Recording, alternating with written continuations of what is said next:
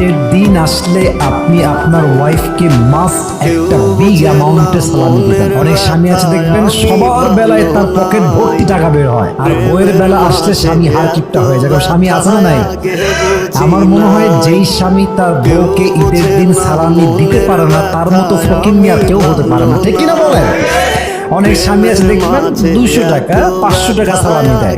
আমার মনে হয় যে ঈদের দিন প্রত্যেকটা যদি অন্যের সাথে বাঁধবি সুখের ঘর, আমি করতাম না রে আপন তোরে কইরা রাখতাম পর।